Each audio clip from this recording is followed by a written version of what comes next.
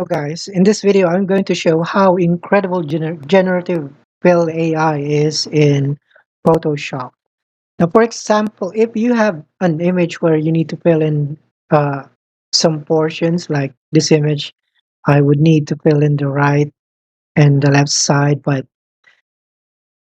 if I'm going to do this manually, it would take a lot of time, and I'm not even good at with duplicating areas of these images. But let's see what generative fill AI can do here.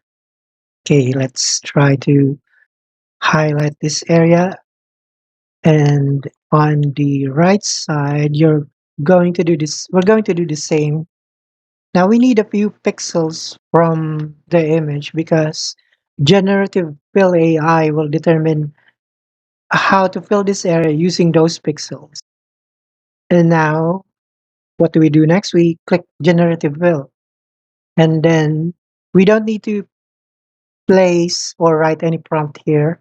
Just click generate, and then we wait how Photoshop will show the new sections here, the new areas. And voila, look at that. Isn't that great? It's almost flawless. It's it's incredible. Yeah, generative AI will go a long way with Photoshop, I believe.